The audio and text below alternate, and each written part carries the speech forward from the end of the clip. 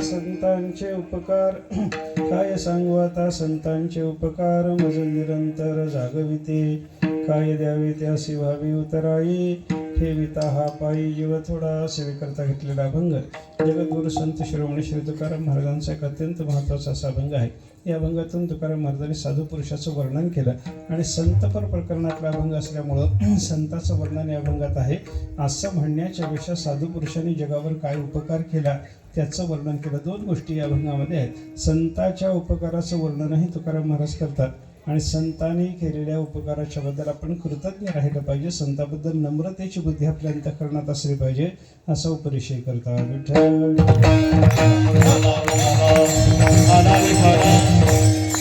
गोष्टीचा आपल्याला थोडासा विचार करावा लागणार आहे बरं का. साधू पुरुषाच्या उपकाराचं तुकाराम महाराजांनी वर्णन केलं त्याचाही विचार करा आणि संतांच्या उपकाराबद्दल आपण त्यांच्याविषयी नम्रतेची भावना बाळगून सदा सर्व काळ संतांचे उपकार डोक्यावर घेऊन मिरवलं पाहिजे असंही चिंतन आपल्याला या अभंगाच्या आधारानं थोडंसं करायचं आहे बरं का.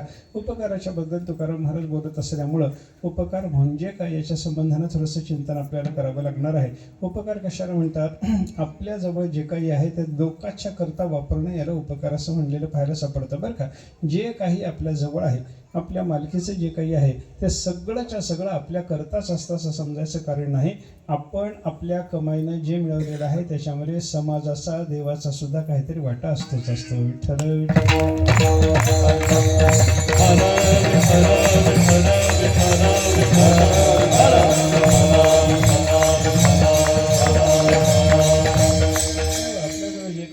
त्याच्यामध्ये असं सगळं विभागून दिलं पाहिजे बरं का. तिथीला दिलं पाहिजे, गाईला दिलं पाहिजे, कुत्र्याला दिलं पाहिजे, असं ज्याच्या त्याच्या वाट्याला जे जे काही शास्त्रांनी सांगितलेलं आहे ते त्याला देणं आणि त्याच्यातून आपण कृतार्थ होतो अशा पद्धतीची भावना शास्त्राने व्यक्त केलेली आपल्याला पाहायला सापडते बरं का. जे आपल्याजवळ आहे ते एकट्यानं वापरायचं नाही असा आपल्या संस्कृतीचा नियम आहे. आपल्याजवळ जे आहे ते सगळ्याच्या सगळं विभागून वापरलं पाहिजे. आपल्याजवळ जे आहे ते अगोदर समाजाला देण्याची पद्धत आपल्याकडे आहे बरं का. आणि कसं असतं बघा, आपल्याला जे जास्त पाहिजे ते थोड्या प्रमाणामध्ये बाहेर दिलं पाहिजे. जे लोकाला आपण देतो ते जास्त प्रमाणामध्ये आपल्याला मिळत असतं. आपण 10 रुपये दानात खर्च केले तर लाख रुपये आपल्याला मिळत असतात. हा भाग त्याच्यातून आपण लक्षात घेतला पाहिजे बरं का. मी उदाहरण सांगतो आपल्याला. आपल्याला ज्वारी जर पाहिजे असली, ऐका, मला खंडीभर ज्वारी पाहिजे असली तर मी मातीला किती ज्वारी देतो सांगा मला? 100-200 ज्वारी दिल्याच्या नंतर जर ती माता, धरणी माता, पृथ्वी माता आपल्याला खंडोगणते दाणे देत असेल म्हणजे आपण 4-2 पायरी तिला द्यायचं आणि ते 4-2 पायरी तिला दिल्याच्या नंतर तिच्याकडून आपल्याला मात्र खंड्याशी मिळायचं. हा जसा प्रकार आहे तसं दानामध्ये आपण थोडंसं दिलं की भगवंताच्या कृपेनं भरपूर मिळतं. विठ्ठल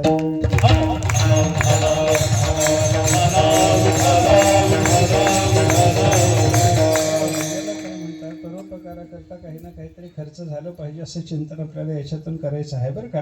आपल्याकडे जे आहे त्याच्यामध्ये सगळ्याचा वाटा असतो बरं का. एक राजा होता. राजाच्या बद्दल अशी कथा सांगतात. त्या राजाच्या मनाला समाधान नव्हतं म्हणून राजा असा निघाला. कुठंतरी जावं, एखाद्या महात्म्याची गाडी घ्यावी, आपल्याला समाधान मिळतं का पाहावं, किंवा कोणाचा एखादा समाधानी चेहरा जर बघितला तर तू हे समाधान कसं मिळवलं बाबा, हे समाधान मिळवण्याकरता तू काय करतोस, असं त्या माणसाला विचारावं. असं म्हणून राजा घोड्यावर बसून प्रवासाला निघाला होता. एका ठिकाणी थांबला. एक मनुष्य होता. नवरा बायको दोघं मजुरी करत होते आणि मोल मजुरी करत असलेल्या त्या दोघाही नवरा बायकोच्या चेहऱ्यावर फार मोठी प्रसन्नता होती, आनंद होता. त्यांचा आनंद पाहिल्याच्या नंतर राजाला वाटलं की बाबा हा आनंद मला नाही, मी राजा आहे, सबंध देशाचं वैभव माझ्या ताब्यामध्ये मालकीचं आहे, पण मला समाधान नाही. आणि हे मजुरी करणारे दोघं नवरा बायको यांच्या चेहऱ्यावर बघा केवढी प्रसन्नता आहे. असं पाहिल्याबरोबर राजा थोडासा थांबला. त्या मजुराच्या जवळ गेला. त्याला विचारलं त्याने, कोण आहेस बाबा तू? गरीब माणूस आहे म्हणला. काय करतोस? मी ही माझी बायको दोघंजण मोलमजुरी करतो. कशा करता 4 पैसे मिळतात म्हणून. 4 पैसे कशाला? पोटाला लागतात म्हणून 4 पैसे मिळवतो. अशा पद्धतीचा विचार त्यानं सांगितला.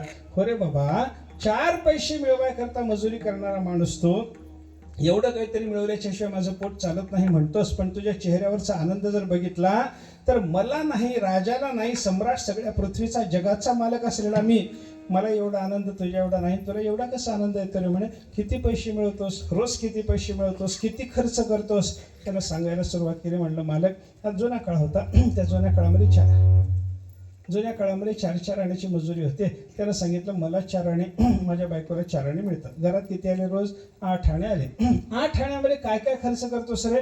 त्यानं सांगितलं मालक, म्हणलं 2 आणे पोटाला वापरतो म्हणलं, 2 आणे कर्ज देतो म्हणलं, 2 आणे कर्ज फेडतो म्हणला, आणि 2 आणे शिल्लक ठेवतो म्हणलं. काय काय करतो? 8 आण्याचा हिशोब झाला का हो? की तुम्ही मोजत सरा की मला थोडं हिशोब येत नाही म्हणून तुम्हाला सांगतो बरं का. मला हिशोब सांगा, काय काय सांगितलं त्याला? किती मिळाले? दोघांचे 4 आणे म्हणजे त्याला मिळाले किती? 8 आणे. 8 आण्याचा हिशोब कसा होता त्याच्याकडं? 2 आणे पोटाला, त्याच्यानंतर 2 आण्याचं पोटाचा खर्च झाल्याच्या नंतर 2 आण्यामध्ये कर्ज फेडतो म्हणला, मागचं कर्ज फेडतो. जो जे काही माझ्यावर कर्ज आहे ते कर्ज फेडायकरता 2 आणे वापरतो. 2 आणे कर्ज देतो म्हणला. अरे फेडायचं तर मग द्यायचं कशाला?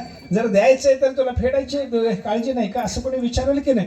त्यानं सांगितलं माझं उत्तर ऐका, मी काय करतो? 2 आणे पोटाला खर्च करतो, 2 आण्यात कर्ज फेडतो, 2 आण्यामध्ये कर्ज देतो, आणि 2 आणे जमा ठेवतो. मग 2 आणे जमा झाले, तुझ्या घरी किती पैसे आहेत? तर म्हणलं एकही पैसा नाही. मग एवढे जमा केले म्हणला. कसं रे बाबा, मला उत्तर दे बरं. त्यानं सांगितलं काय मालक? म्हणला स्वस्ताईचा काळ होता. त्यानं सांगितलं 2 आण्यामध्ये माझं सगळ्या कुटुंबाचं पोट भरतं. आमच्या घरामध्ये कोण कोण आहे? म्हणला मी आहे, माझी बायको आहे, माझे 2 लहान मुलं आहेत, त्याच्यानंतर माझे मायबाप आहेत म्हणलं म्हातारे घरामध्ये, त्याच्यामुळे मी घरामध्ये एवढ्या सगळ्या 5-6 जणांचं आमचं कुटुंब आहे. 2 आण्यामध्ये आम्हाला खायला लागतं, तेवढं सगळं अन्नधान्य मिळतं, त्याच्यामध्ये पोट भागतं. बरं, हे पटलं म्हणलं. 2 आणे खर्चा करता गेल्याच्या नंतर तुझ्याजवळ उरलेल्या 6 आण्याचा हिशोब काय सांगितला? 2 आणे म्हणला मी कर्ज फेडतो. याचा अर्थ काय? तो म्हणला माय बापाच्या औषधोपचाराकरता खर्च करतो, कारण त्यांनी माझ्यावर लहानपणामध्ये जे उपकार करून ठेवलेले आहेत ते उपकार फेडाय करता, त्यांचं जे कर्ज आहे, त्यांचं जे ऋण आहे ते ऋण फेडण्याकरता म्हणून 2 आणे मायबापाकरता खर्च करतो. बरोबर? हिशोब बरोबर झाला का? तुम्हाला पटलं का? आहे 2 आणे मायबापाकरता खर्च करणं म्हणजे त्यांचं कर्ज फेडणं आहे असं म्हणायला काही अडचण आहे का? काही अडचण नाही. 2 आणे कर्ज देतो म्हणला. 2 पोरं आहेत, त्या 2 पोराच्या शिक्षणाचा वगैरे सगळा खर्च करावा लागतो, त्याच्याकरता 2 आणे खर्च करतो. या 2 आण्यामध्ये पोराचा खर्च झाला म्हणजे कर्ज देणं झालं, म्हणजे म्हातारपणामध्ये या पोराने माझी सेवा केली पाहिजे. विठ्ठल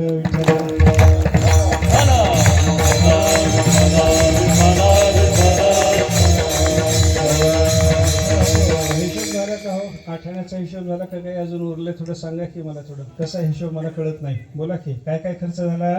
2 आणे पोटाला खर्च झाला, 2 आणे मायबापाला खर्च करून कर्ज फेडणं झालं, 2 आणे पोराबाळाकरता खर्च करून कर्ज देणं झालं. अजून किती शिल्लक राहिलं? 2 आणे. 2 आणे काय करतोस म्हणल्यावर त्यानं सांगितलं तर शिल्लक ठेवतो. हे शिल्लक ठेवतो म्हणला. आणि घरात तरी काही पैसा नाही म्हणला. हे शिल्लक सावकाराजवळ ठेवतोस का? नाही म्हणलं, सावकाराजवळ ठेवत नाही. हे 2 आणे काय करतो? त्यानं सांगितलं दानधर्मात खर्च करतो, ते जमात झालं समजतो म्हणला. विठ्ठल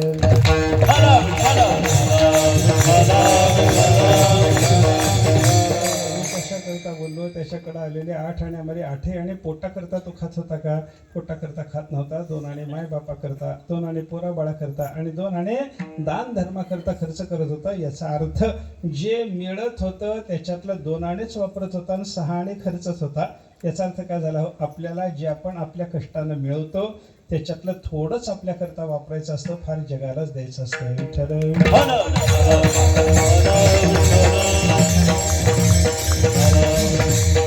मिळवायचं भरपूर आणि आपण सगळं खर्चून टाकायचं ते परोपकारामध्ये खर्चायचं असं. याचं कारण काय आहे?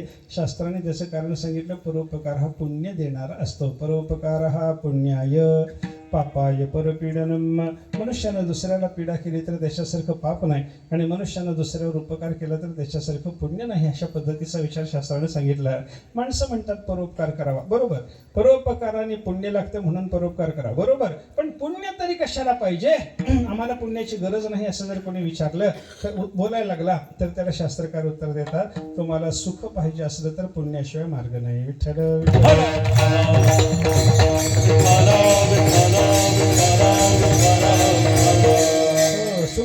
सुख प्राप्त करून घ्यायचं जर झालं तर त्याच्याकरता माणसाला पुण्य केलंच पाहिजे. पुण्याच्या शिवाय सुख नाही. आपल्याला दुःख जे पदरात पडतं त्याचं कारण आपण केलेलं पाप, आणि आपल्याला सुख जे पदरामध्ये पडत असताना त्याचं कारण आहे पुण्य. पुण्य केलं की सुख मिळतं आणि पाप केलं की मनुष्याला दुःख होतं, बरं का. माणसाचं कसं असतं बघा, आपल्याला सुख झालं की माणसं म्हणतात आम्ही प्रयत्न केला म्हणून सुख झालं म्हणतात, आणि दुःख झालं की म्हणतात काय करावं महाराज, देवानं दुःख दिलं म्हणतात. म्हणजे दुःख देणारा देव आहे आणि हा सुख प्राप्त करून घेणारा हा स्वतः आहे. असं बरोबर आहे का बोलणं माणसाचं?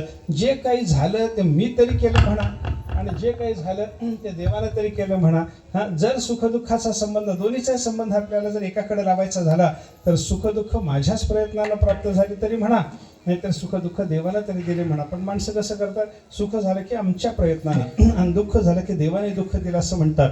पण संतांची भाषा जर आपण ऐकली ना तर संत महात्मे दुःख माझ्याच पूर्वकर्मानं झालं अशा पद्धतीची भाषा बोलतात.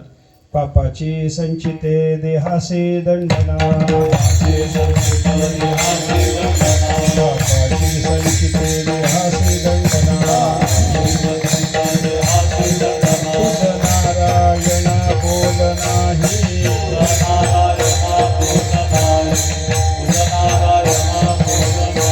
पापाचे संचित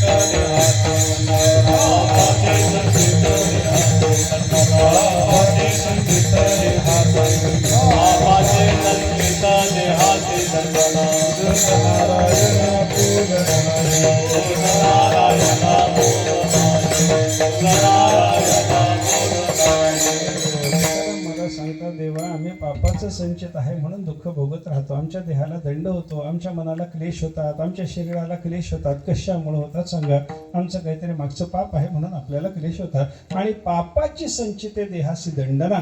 तुकाराम महाराज म्हणतात, जगात दुःख दिल्याबद्दल लोक तुला बोलत असतील देवा, पण मी मात्र बोलत नाही. तुझं नारायणा बोल नाही, तुला शब्द ठेवत नाही, तुझ्यावर मी ठपका ठेवत नाही. तू आम्हाला दुःख दिलं अशा पद्धतीची भाषा मी बोलत नाही. मग दुःख कशानं झालं? आम्ही पूर्वी पापकर्म केलं होतं म्हणून आम्हाला दुःख झालं. पूर्वजन्मी पाप केले ते हे बहुविस्तारले. ऐकले सगळ्या संतांनी आपल्याला हे सांगितलेलं आहे. मागं पाप केलं की आपल्याला दुःख होतं, आणि पुण्य करत राहायला मनुष्य केलं त्याला सुख प्राप्त होतं. म्हणजे काय आहे? आपल्याला काय पाहिजे? दुःख पाहिजे का सुख पाहिजे? याचा जर विचार केला तर कोणालाही दुःख नको आहे. मज लागी दुःख भावे, आईसे कोणी भावी ना जीवे. जगामध्ये एकाही प्राण्याला दुःख नको. मग सगळ्याला प्राप्त करून घेण्याची इच्छा काय आहे? कशाची इच्छा आहे? काय मिळवावं वाटतं? दुःख मिळवावं वाटतं का सुख मिळवावं वाटतं? याचा विचार जर केला तर सुखम सर्वाय रुच्यते. शास्त्रकाराची भाषा आहे, सुख सगळ्याला आवडणार आहे. सुख आवडतं, सुख प्राप्त करून घ्यावं वाटतं, दुःख नको वाटतं. मग दुःख नको असेल तर दुःखाचं कारण पाप आहे, ते पाप बंद करा. आणि सुख पाहिजे असेल तर सुखाच्या प्राप्तीला पुण्य हे कारण आहे, त्याचं अनुष्ठान करायला लागा. विठ्ठल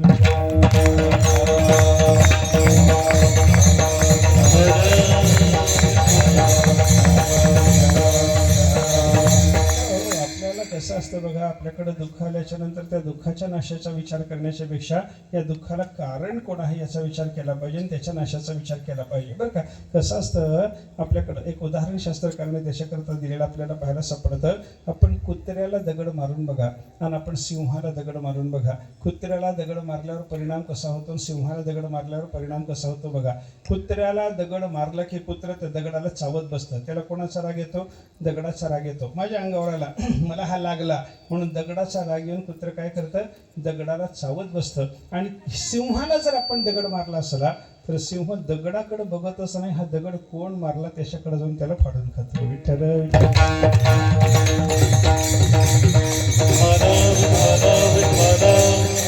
याचा अर्थ काय झाला, दगडाला चावण्यामध्ये काही अर्थ नसतो. ते मारणाऱ्याला जाऊन चावलं पाहिजे, त्याला फाडून खाल्लं पाहिजे, हा सिंहाचा विचार आहे. आपलं कसं चाललंय, आपल्याकडे दुःख येतं, कुत्र्याकडे दगड आल्यावर कुत्रा जसं दगडाला चावत बसलं तसं आपल्याकडे दुःख आल्याच्या नंतर त्या दुःखाच्या नाशाचा विचार आपला चालू होतो. आपण दुःखाच्या नाशाचा विचार करून दुःखाकडे बघून दुःख नष्ट होत नसतं. मग काय करावं लागतं, दगड मारणाऱ्या माणसाला एकदा मारून टाकलं, फाडून खाल्लं की पुन्हा दगड येणार नाही. हा सिंहाचा जसा विचार आहे तसं आपल्याकडे जे दुःख यायला लागलं ते पापानं यायला लागलं, मग त्या पापाच्या नाशाचा विचार केला की दुःख आपोआप नष्ट होतं.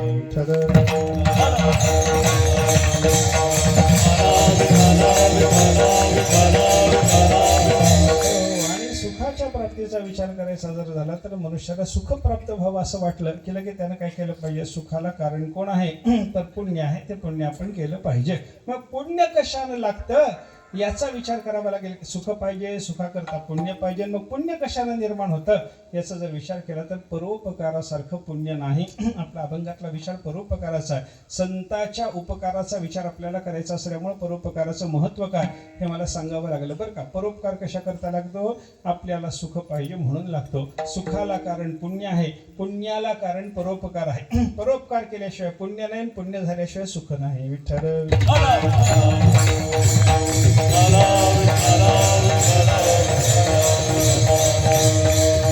असं परोपकाराच्या योगाने पुण्य निर्माण होत असल्यामुळे पुण्य करणं अत्यंत महत्त्वाचं आहे. आणि पुण्य करायचं त्याच्याकरता काय करायचं तर परोपकार करायचा. आणि परोपकार करायचा म्हणजे काय, आपल्या जे मालकीचं आहे ते आपण एकट्या करता न वापरता सगळ्या जगाच्या करता वापरणं असा प्रकार त्याच्यामध्ये आपल्याला पाहायला सापडतो. बघा आपली संस्कृती किती मोठी महत्त्वाची आहे. भारतीयांची संस्कृती, आपल्या हिंदू धर्माची संस्कृती आपण जर पाहायला लागलं तर सगळं महत्त्वाचं कसं आहे. आपल्याकडे जे आहे ते आपल्याला एकट्याला खायला शास्त्र सांगतच नाही.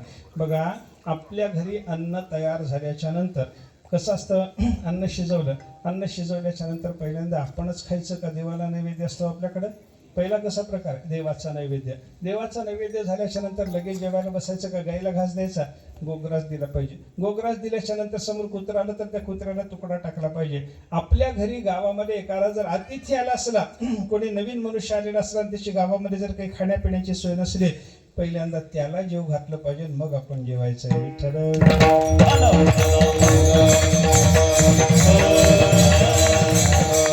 एवढा बारकाईनं परोपकाराचा विचार शास्त्राने केलेला आहे. बघा आपल्याकडे गाईला देणं परोपकार आहे, कुत्र्याला देणं परोपकार आहे, माता पित्याच्या सेवेकरता खर्च करणं परोपकार आहे, मुलाबाळाला देणं परोपकार आहे, समाजाला देणं परोपकार आहे, दानधर्माला देणं परोपकार आहे. अरे किड्या मुंग्याला सुद्धा आपल्याकडे देण्याचे विचार शास्त्रकारांनी संत महात्म्याने सांगितलेले पाहायला सापडतात.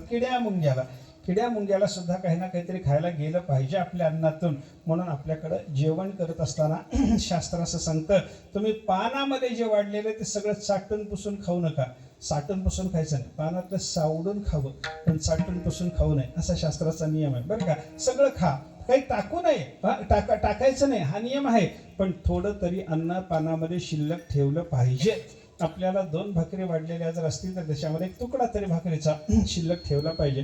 आपल्याला एवढी मोठी वाटीभर भाजी जर वाढलेली असेल तर 2 भाजीच्या फोडी का होईना पानामध्ये सगळं काय खायचं असतं, चाटून पुसून काय खायचं असतं याचा विचार सांगताना शास्त्राने सांगितलं, तूप आणि दूध हे चाटून पुसून खा. तूप आणि दूध चाटून पुसून खा आणि बाकीचं सगळं अन्न थोडं शिल्लक ठेवलं पाहिजे. सर्वम सशेषम श्रियात निशेषम घृत पायसम. शास्त्राचा विचारच असा आहे, निशेषम घृत पायसम. घृत म्हणजे तूप आणि पायस म्हणजे दूध. हे निशेष, त्याचा शेष ठेवायचाच नाही, काही बाजूला ठेवायचंच नाही, पानामध्ये शिल्लक ठेवायचंच नाही. आणि बाकीचं सगळं मात्र सशेषम श्रियात, बाकी सगळं थोडं शिल्लक ठेवून खाल्लं पाहिजे. कशा करता बाबा, सगळं शिल्लक पानामध्ये कशा करता ठेवायचं, थोडं का ठेवायचं याचा विचार आहे. आपल्या घरामध्ये आपलं जेवण झाल्याच्या नंतर आपली थाळी जेव्हा धुतली जाते तेव्हा त्या थाळीत राहिलेलं अन्न मोरीत जातं आणि मोरीतल्या किड्या मुंग्याला सुद्धा अन्न मिळालं पाहिजे याची ती व्यवस्था आहे.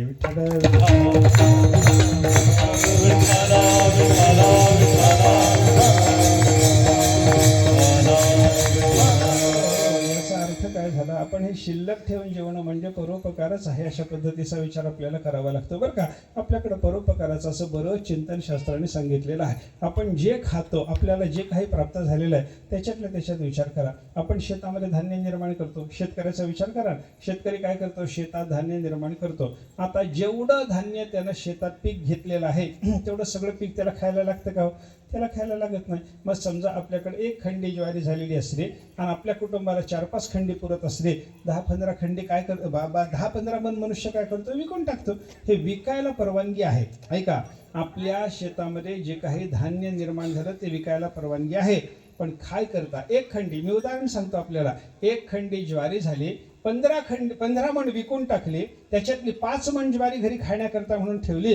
आता खाण्याकरता ठेवलेली जी ज्वारी आहे ती ज्वारी खायची म्हणजे दळून आणावं लागेल, त्याची भाकरी करावं लागेल. मग त्याची भाकरी झाल्याच्या नंतर समजा आपल्या घरामध्ये 5 माणसं आहेत असं समजून बाईनं भाकरी केल्या आणि त्या दिवशी समजा एकच माणूस जेवायला जर असला तर बाकी उरलेल्या भाकरी हॉटेलमध्ये नेऊन विकायला शास्त्राची परवानगी नाही.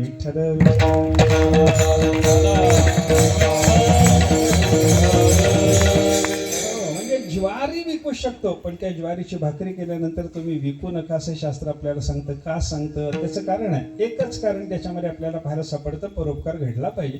रोज तर तुझ्या घरी 25 भाकरी खाणारे माणसं आहेतच बाबा, पण आज 25 भाकरी केल्याच्या नंतर 5 भाकरी संपल्या, 22 भाकरी आजच्या दिवसापुरतं तरी दान करायला शिक बाबा. असा विचार करून शास्त्राने आपल्याला असं सगळं नियोजन दिलेलं आहे. या सगळ्या नियोजनामध्ये महत्त्व कशाला दिलं गेलं बघा, परोपकाराला. आपल्याकडून परोपकार घडला पाहिजे, आपल्याकडून परोपकार घडला पाहिजे. आणि त्या परोपकाराने काय मिळतं असं माणसं विचारतात. परोपकार न करणाऱ्या माणसाच्या जगण्याला काही अर्थच नाही. एक सुभाषित आहे संस्कृतामध्ये, त्या सुभाषितकारांनी वर्णन करताना असं सांगितलं, परोपकार न करणाऱ्या माणसापेक्षा जनावर सुद्धा बरे म्हणे. विठ्ठल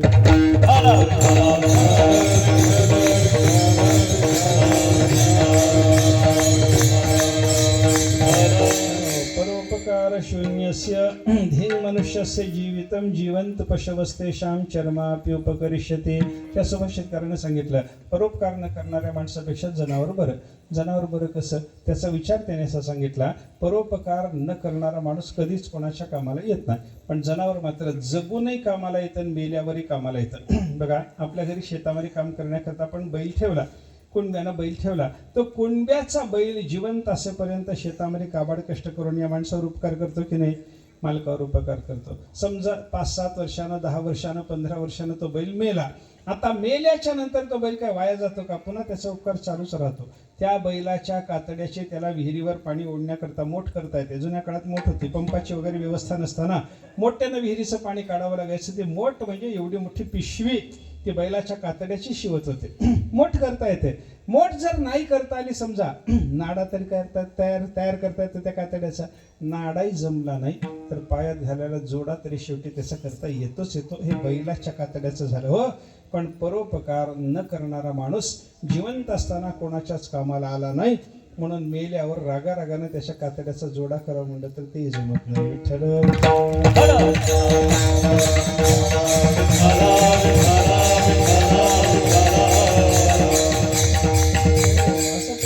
न करणाऱ्या माणसाचं जीवन तुच्छ आहे अशा पद्धतीचा विचार शास्त्राने सांगितला. आणि काही लोकांना असंच असतं, परोपकार त्यांना आवडतच नाही बरं का.